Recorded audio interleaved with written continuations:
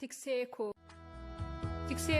kan hin jijjiiramne tasanan daganne waan fedhe yoo dhufe barruurraa nan buufne yeroon daana eegdu hin mugne hin mudugne daftee naaf awwaattu na jalaa hin dinne mana kee keessatti homtu natti hin banne gammachuuf nagaa malee gaddi nan arganne utuman jiraadhu hundumtuu naa tole garuu yaa TIKSEE KOO ani nama namne barruu keerraa bu'een kan biraa milladhe wanta biyya lafaaf jedheen sirraatii fagaadhe wanti biyya lafaa sirraa adda na baase miidhagaa fakkaatee anaan na gawwamse homaa naaf hin buufne dhiphinan na marse nagaa sati naa laattee anarraa fudhatee nagaa na dhawwate olii gadan joore lafan deemu wallaale kan tikseenaa ta'u tokkollee nagarre dhuguma argeeraa homtuu nan gargaarre asiini karaan kee kunooti soorri kee kan jedhu hin turre dhuguma TIKSEE KOO sirraa adda ba'uu koon baay'ee man gawwame kan akka keen dhabee kan garaan jabaanne barruu isaati na baatu tasanan dadhabne barbaadee man dhabee bakkeetti nan dhiifne atoo yoomuu addaa kan hin geeddaramne gara kee kan dhufu ofirraan deebifne jaalalaan simattu fuula keen dhoksine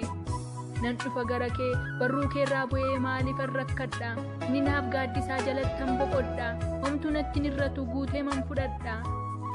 TIKSEE KOO hin caala jaalalli kee maalan jedha kan kee hunda ilaaleeraa nan dhabee akka kee argee hunda keessaa addanaa ta'uu kee abbaa galata kee atoo nan daganne cubbamtuu mucaa kee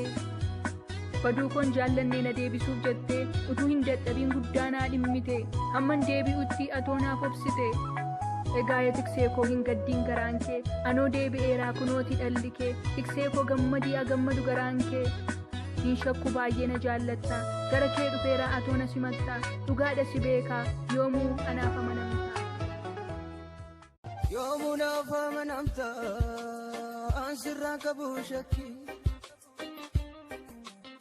amaanatti ni hiixattu addanaaf kan kee harki afaanin na tumsite garaattamaa koo yaaddu tola keetiin jiraadhe darbeen nufe waan hedduu si kan na jaallatu utuun mararsiisiin lubbuu isaa naa laatu si faanan jiraadha homtuu natti nirratu suma duwwaadha tikseen na iyyaafatu baduu koon jaallannee lubbuu koof dhiphatu hundumaa laaleera isa biyya lafaa isa boorbadudha baree gawwamsaasaa na balleessuuf ture kaayyoof karoorrisaa mana keetii na baasuuf ture oo yaannisaa kana booda garuu hin buu barruu keerraa gara kee milladhaa hin laalu kan biraa tiksee suman qaba iji koo sumarraa jabeessii na qabinan buusiin barruurraa sitti kooluu galeera si qabaachuu kootti guddiseen gammada gaddaa fi gidiraan hin jiru kana booda bagan si qabaadhe maaltu natti bada homtuu natti hin badu guutuudha manni kee sitti maxxaneera ta'eera dhuunfaa kee sichi hin gawwamu hin jiru qixxeen kee du'aana oolcheera guddaa jaalalli kee egaa kana booda situ na hooggana homtuu nan dhiphisu naaf ta'a qabbana cimsee si qabeera situ naaf gaachana hundumaa argeera homaa nan fayyadu badiinsa koo eegaa malee nan barbaadu sobeena sossoba lubbuu koon jaallatu tiksee si qofaadha kan ofitti na qabatu cubbuu narraa haqee ofitti na simatu guddaa hamma malee lubbuu koon jaallatu tiksee galatoomi malee maal jedhu ree ani lubbuun koo ooleera jaalala keetiin ulfaadhu eebbifami baruma baraani jaalala kee guddaa labsuun dhiisu ani nasiif qabibsuufi jechatu nan dhokatu dhugaa jiru dubbachuufis keessa kootu hin boqotu kee yoomuu nan dubbadha